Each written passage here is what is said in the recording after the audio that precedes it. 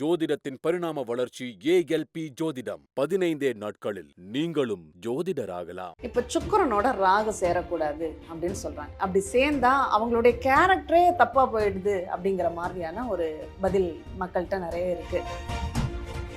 நண்பனை பத்தி சொல், உன்னை பற்றி நான் சொல்கிறேன் அப்படின்னு சொல்ற மாதிரி கிரகங்கள் ஒருத்தரோட ஒருத்தர் சேரும்போது அதனுடைய பலன் கொடுக்குமான்னு கொடுக்கும். ஆனா இங்க எல்லாருக்கும் இண்டிவிஜுவல் கேரக்டர்னு ஒன்று இருக்கு. சுக்கிரன் ராகு சேர்றதால திருமண வாழ்க்கையில குளறுபடிகள் வர்றது வாய்ப்பு. சுக்கிரன்ங்கிறது சுகபோகத்தை கொடுக்கிறான். ராகுங்கிறது போகத்துக்கெல்லாம் அதிபதியான போகக்காரன் அப்படிங்கிறது எக்ஸ்ட்ரீமான ஒரு நிகழ்வுன்னா ராகு தான். ஜாதகம் லக்கணம் மட்டும் 7 லக்கணம் சிம்ம லக்கணம் போய் சுக்கிரன் ராகு 7 இருந்து ஒரு 33 43 வயசுக்குள்ள ஒரு ஜாதகம் கிடைச்சிச்சுன்னா அடுத்தது வந்து பார்த்தீங்கன்னா அந்த கண்ணில ராகு சுக்கிரன் ராகு கண்ணில் இருக்கலாமா அப்படின்னு பார்த்தா ஓகே பரவாயில்ல. ஆனால் வந்து கண்ணியை பொறுத்தளவு இந்த காலகட்டங்களில் எதிர்பார்த்த மாதிரி இருக்குமான்னு எதிர்பார்த்த மாதிரி இருக்குது. எல்லாமே இருக்கும், எல்லாமே வீடு வண்டி வாகனம் சொத்து சுகம் எல்லாருக்கும் எதையும் பயன்படுத்த முடியாது. அதோட ரொம்ப கவனமாக இருக்கணும். அதாவது எல்லாம் இருந்து பிச்சைக்காரனாக வாழ்க்கைன்னா அந்த கண்ணி லக்கணத்தில் சுக்கிரன் ராகு. சுக்கிரன் மட்டும் இருந்தால் அப்படி பலனா, ராகு மட்டும்தான். சுக்கிரன் ராகு சேர்ந்து இருந்தால் தான் அந்த பலன். ஆணுக்கு இருந்தால பெண்ணுக்கு இருந்தாலும், ஏன்னா அந்த கேள்வி நிறைய பேர் இது பொதுவாக தான் நம்ம பேசுகிறோம். இப்போதைக்கு நம்ம சுக்கிரன் ராகு சார் இது வந்து ஒரு ஆணோட ஜாதகத்தில் தான் பெண்ணோட நிலைப்பாடை பார்க்குறோம். அப்படி இது ஆணாக இருந்தாலும் பெண்ணாக இருந்தாலும் ஒரே பலனாக பார்க்குறோம். இப்போ நம்ம பாரம்பரிய மற்ற முறைகள்லாம் பார்க்கும்போது செவ்வாய்க்கு தனியாக சுக்கிரன் தனியாக பார்ப்பாங்க. நம்ம அப்படி பார்க்குறது இல்லை. கண்ணில் வாய்ப்பு கொடுக்காது, அது மட்டும் கொஞ்சம் கவனமாக இருக்கணும். அடுத்து துலாமில் நல்லா வாய்ப்பு கொடுக்கும். துலா லக்கணமாக இருந்து துலாமில் வந்து சுக்கிரனும் வந்து ராகுவோ இருந்துச்சுன்னா உண்மையிலே ஆச்சரியம்தான். ஜாக்பாட்டு தான் எல்லாமே லைஃப்பில் வந்து ஒரு என்னென்னா எதிர்பார்த்ததை தாண்டி ஒரு சந்தோஷத்தை கொடுக்கும். என்னென்ன வீடா வண்டியா வாகனமாக சொத்தோ சுகமாக பேரா புகழா நல்லதாக கேட்டதான்னு இவங்க என்னன்னா இப்போ சிம்மத்து சொன்னவங்களும் அதை மாதிரி 3 மடங்கு இந்த துலாமுக்கு சுக்கிரன் ராகு. அடுத்தது விருச்சிகம். சேரவே கூடாத இடம் சுக்கிரன் கூடாது. இருக்கிறதெல்லாம் மொத்தமாக சுருட்டி எடுத்து அதை பண்ணுறது இதை பண்ணுறது மொத்தமாக எல்லாத்தையும் எடுத்துட்டு விருச்சிகத்தில் சுக்கிரன் ராகு யாருக்கு இருக்கான்னு கேட்டு பாருங்க. பின்னோட்டத்தில் உங்களுடைய பதிவு பண்ணுங்க. யாருக்காவது இருந்தா கமெண்ட்ல பதிவு பண்ணுங்க. எப்படி இருக்கு, நல்லா இருக்கு நல்லா இல்லை அப்படிங்கிறதையும் சேர்த்து பதிவு பண்ணுங்க.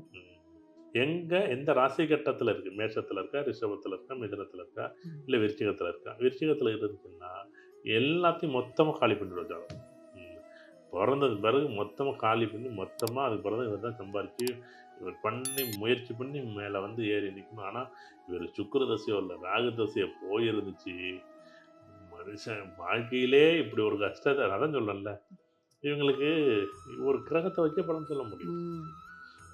ஒரு கிரகம் இப்போ துலாமில் ஒரு கிரகம் இருக்குது, இல்லை விருச்சத்தில் ஒரு கிரகம் இருக்குன்னா அதுக்கு பலன் சொல்ல முடியுமா? பலன் சொல்ல முடியும்.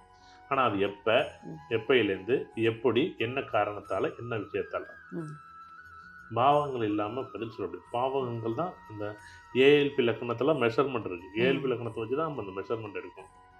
இப்போ உதாரணமாக இவருக்கு வந்து விருச்சிக லக்கணமாக ஏஎல்பி போனிச்சுன்னு வச்சுக்கோங்க. அப்பா இவர் என்ன பண்ணுவார்னா பிடாபுடியாக இருப்பார். யார் சொல்கிறதையும் அந்த அந்த ஒரு சொல்லுவாங்கள்ல இதெல்லாம் எதுக்குமே காது கொடுத்து கேட்காதுன்னு ஒன்று சொல்லுவாங்க. அந்த மாரி இது. அடுத்து வந்து தனுசில் சுக்கிரன். உண்மையிலே தனுசில் சுக்கிரன் இருக்கலாம். ஆனால் இவங்க என்ன பண்ணுவாங்கன்னா ஜாதகருடைய நிலைப்பாடு நல்லா இருக்கும். பொதுவாகவே பொருள் சேர்க்கைக்கான காலமாக இருக்குமானா இருக்காது. இது வந்து பொருளை மட்டும் அழித்து எடுத்து மொத்தமாக என்ன கஷ்டம்னு அப்படியே போட்டு பாடாக பிடிச்சிடும். அதே மகரத்தில் இருக்கக்கூடிய சுக்கிரன் ராகு மகரத்தில் கூடிய சுக்கிரன் ராகு ஒரு போட்டியும் பொறாமையும் வெறுப்பும் சங்கடமும் ஒரு பெரிய ஒரு அதான் சொல்லல உடம்பு போட்டு முறுக்குதுன்னு சொல்லுவாங்கல்ல, என்னடா மெல்லாம் வலிக்குதுன்னு அந்த மாதிரி போட்டு பாடாப்படுத்துறது வந்து இந்த மகர லக்கணம். மகரத்தில் இருக்கக்கூடிய சுக்கிரன் ராகு. கும்பத்தில் இருக்கலாமான்னா கும்பத்தில் சூப்பராக இருக்கலாம். சுக்கிரன் ராகு நல்லாவே இருக்கும். மீனத்தில் இருக்கவே கூடாது. மீனத்தில் இருந்துச்சு ரொம்ப கஷ்டம். இப்போ வந்து பொதுவாகவே இந்த 2 கிரகங்கள் மட்டும் இல்லை, இந்த 2 கிரகங்களோட இன்னொரு கிரகம் சேர்றதோ இல்லை தனியாக சுக்கிரன் நிற்கிறதோ தனியாக சூரியன் நிற்கிறதோ தனித்தனி பலனாக பார்ப்போம். இல்லை நிறைய கிரகங்களை வந்து நம்ம போவோம். ஏன்னா எது முக்கியமோ அதை பார்க்கலாம். ஏன்னா இதில் திருமணத்தை பற்றிங்கிறதுனால இந்த கேள்வி வச்சுறேன். இப்போ ஒரு ஆண் ஜாதகத்தில் சுக்கிரனோட பல கிரகங்கள் சேர்ந்து இருந்ததுன்னா அது ஆண் பெண் ஜாதகம்னு பிரிவினெல்லாம் இல்லை. சுக்கிரனோட ஒரு 3-4 கிரகங்கள் நல்ல கிரகங்களாகவே இருந்தாலும் இல்லை இவங்களுக்கு 4 பேர் 5 பேர் இப்படியெல்லாம் அதனுடைய அந்த சுக்கிரனை மட்டுமே வச்சு அதோட சேரக்கூடிய கிரகங்களை மட்டுமே வச்சு பயமுறுத்திடுறாங்க. இப்போ இதை எந்த அளவுக்கு அவங்களுக்கு அதை பற்றின ஒரு விழிப்புணர்வை கொடுக்கலாமே? 7ல் சுக்கிரன் இருக்கு, 7ல் செவ்வாய் இருக்கு, 7ல் குரு இருக்கு, 7ல் புதன் இருக்கு, 7ல் ராகு இருக்கு, 7ல் செவ்வாய் இருக்கு. சுக்கிரனோடு சேர்ந்த கிரகங்கள் இது நம்ம மனைவி எத்தனை, அதாவது சுக்கிரன்கிறது அங்கே பெண் தொடர்பு வரும். பெண் ம். வரும்போது ம். அப்போ ஆட்டோமேட்டிக்காக வந்து நிறைய திருமணம் நடக்காமல் போனதுக்கும் நிறைய திருமணம் தாமதமாக போனதுக்கும் சுக்கிரன் ராகுவோட சுக்கிரன் கேதோடு சேர்ந்ததுனால பெண் தோஷம்னே சொல்லுவாங்க.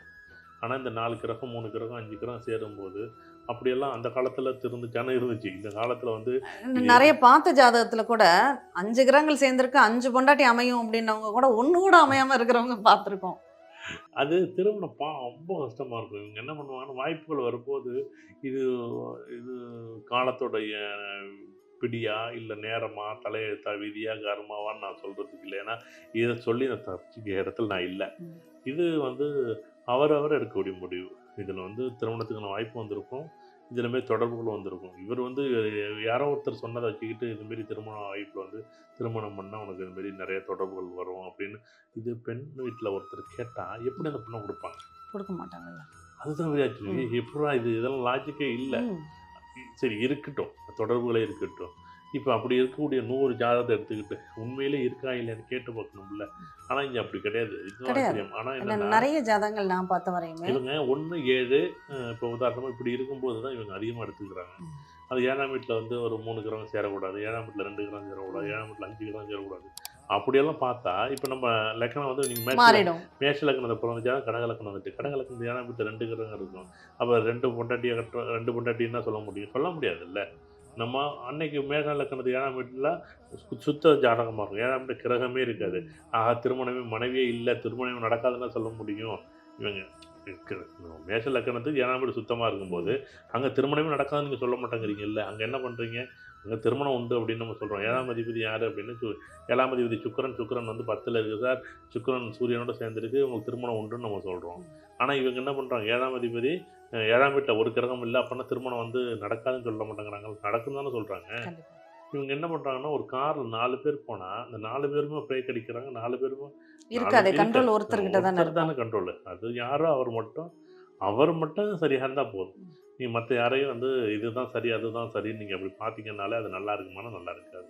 இப்படியே கிரகங்கள் இவங்க சொல்லி தான் நிறைய பேரோட வாழ்க்கையில் 20லேருந்து 30 வயசு வரைக்கும் இது வந்து கிரகம்னு வச்சுட்ட கிரகம், தசாபுத்தி வச்சுட்ட தசாபுத்தி, ஏதோ ஒரு காரணிகள் தடையாக இருக்குது. நான் இல்லைன்னு சொல்லல. ஆனால் என்ன தடையாக இருக்குன்னு பார்க்காம பொதுவாக வந்து இது வந்து 7ஆம் வீட்டில் 3 கிரகம் இருக்கிறது தான் நான் கல்யாணம் பண்ணிக்கல, 7ஆம் வீட்டில் 2 கிரகம் இருக்கிறது தான் கல்யாணம் பண்ணிக்கல, 7ஆம் வீட்டில் சுக்கிரன் இருக்குது, 7ஆம் வீட்டில் சூரியன் இருக்குது, 7ஆம் வீட்டில் செவ்வாய் இருக்குது, 7ஆம் வீட்டில் சனி இருக்குது, அதோட திருமணம் பண்ணல. இது எப்படி அது எனக்கு ஆச்சரியமாக இருக்குல்ல. இல்லைன்னா ஒரு சிலர் சொல்கிறத பார்த்தா நிறைய வரன் வந்துச்சுங்க. 30 வயசுக்குள்ளே பண்ணால் 2 கல்யாணம்னு சொல்லிட்டாங்க. அதனால 30க்கு மேலே தான் பண்ணணும்னு சொல்லிட்டாங்கங்கும் போது நமக்கு அப்படியே பொசு 30 பொசுன்னு வரும். 30 வயசுக்கு மேலே இப்போ ஒருத்தர் கிளாஸில் இருக்க நண்பர் ஒருத்தர் அவருக்கு சொன்னார், 30 வயசுக்கு மேலே போய் ஜாதகம் இவங்களுக்கு கல்யாண வாய்ப்பே கிடையாது, என்ன இவ்வளோ வாய்ப்பை விட்டுட்டியா அப்படின்னு கேட்டாராம். அவங்க தான் சார் சொன்னாங்க, இதுமாரி எனக்கு வந்து 30 வயசுக்குள்ளே கல்யாணம் பண்ணால் 2 தாரம் பண்ணாங்க, அதுக்காக தான் இதுமாரி நாங்கள் காலம் கடந்து பண்ணுவோம்லே அப்படின்ட்டு நான் வந்தேன் அப்படின்னோன்னே, அட என்னப்பா நீ இருமொழி கல்யாணமே நடக்காது, நடக்கவே இல்லை. 37 வயசு 36 வயசு ஆகி போயிட்டு போவோம். இதில் என்னென்னா இதில் ஒரே ஒரு இடத்துல ஒரு சுய பரிசோதனை பண்ணி பார்த்துருக்கலாம்ல, பண்ணவே மாட்டேங்கிறாங்க. இந்த லக்கணாதிபதி சுக்கிரன் ராகு இருக்கலாம், எந்த கிரகம் வேணாலும் சேர்ந்துருக்கலாம், எத்தனை கிரகம் வேணாலும் சேர்ந்துருக்கலாம், இருக்கட்டும். இப்பொழுதுக்கு ஏஎல்பி லக்கணம் என்ன, எங்கே இருக்குது, அதனுடைய அதிபதிகள் எங்கே இருக்குது, யாரோட சேர்ந்துருக்காங்களா? இப்போ ஒருத்தருக்கு கடகலக்கணம் போது கடகலக்கணம்னா சந்திரன் எங்கே இருக்கார், சந்திரன் கூட சில கிரகங்கள் யாரும் சேர்ந்துருக்காங்களான்னு பார்க்கணும். சந்திரன் தான் முதன்மை முடிவு எடுப்பார். ஆனால் சந்திரன் என்ன பண்ணுவாங்கன்னா இவங்க 4 பேர் உட்காந்துக்கிட்டு பேசிக்கிட்டு வந்தால் அது நல்லா இருக்காது இல்லை. அது மாதிரி தான் தெரியுமா, கண்ட்ரோல் சந்திரன் தான். இப்போ சிம்ம லக்கணம் போதுன்னா கண்ட்ரோல் சூரியன் தான், மிதுன லக்கணம் போதுன்னா புதன் தான் எல்லா கண்ட்ரோலும். புதன் யாரோட சேர்ந்துருக்கா, சூரியனோட சேர்ந்துருக்காரு, சுக்கிரனோட சேர்ந்துருக்காரு, அவர் எங்கே இருக்கிறாரு, என்ன பண்ணிட்டு இருக்காங்க அப்படின்னு பார்க்கணுமே தவிர பொதுவாக வந்து இந்த கிரகங்கள் சேர்ந்துச்சுன்னா நல்லது கெட்டதுன்னு நம்ம சொல்லவே கூடாது. இப்போ சுக்கிரன் சனி சேர்ந்தால் நல்லது, 2 கிரகம் சேர்ந்தால் நல்லது. அதுதான் அடுத்த கேள்வி. அடுத்து சுக்கிரன் சனி சேர்ந்தால் நல்லது. இப்போ மிதல் லக்கணம் சுக்கிரன் சனி சேர்ந்தா எப்படி இருக்கும் நினைச்சு பாருங்க. இது 5ஆம் அதிபதி 8ஆம் அதிபதி 8ஆம் அதிபதி. எப்படி இருக்கும்? நீங்க இந்த லக்கணங்களும் ஆதிபத்தியங்களும் ஏஎல்பிக்கு அவ்வளோ பொருத்தமாக இருக்கும். ம். சுக்கிரன் சனி சேர்க்கவே சூப்பராக இருக்கும். சில நேரத்தில் பொருள் பொண்ணு சேர்க்கை நகை நட்டு சேர்க்கை பட்டுமே உழைச்சி பெரிய பேர் பொருள்கள் பெரிய பணம் பார்த்தீங்கன்னா வீட்டுக்குள்ளே பார்த்தீங்கன்னா புளி மூட்டைக்குள்ளே வச்சு பணத்தை வச்சு நகையை வச்சு அப்படி ஏதோ ஒரு வகையில் ஒரு 10 பேரோட இவன் கொஞ்சம் வசதி வாய்ப்பாக இருப்பார். ஆனால் வசதி வாய்ப்பார். இப்போ மேஷ லக்கணமாக இருந்துச்சுன்னா சரி ரிஷப லக்கணம் வந்து 9 10 கூடையவனும் 1 6 கூடையவனும் சேரலாமான்னு சேரலாம். ஒன்று 1 9 கூடையும் சேரலாம். சேரலாம். ஆனால் அதே மிதுன லக்கணத்துக்கு 8 9 கூடையவனா போயிடுறாருல 8ஆம் அதிபதியாக போயிடுறாருல 8ஆம் அதிபதியாக போயிடுறாருல 8ஆம் அதிபதி 5ஆம் அதிபதி இருந்துச்சுன்னா எப்படி அது வந்து நல்லாயிருக்கும்? அது மனநிலை மனநிலை பாதிக்கப்பட்டோம். மனநிலை பாதிக்கப்பட்டதானே. ஜோதிடத்தின் பரிணாம வளர்ச்சி ஏஎல்பி ஜோதிடம் 15 நாட்களில் நீங்களும் ஜோதிடராகலாம்.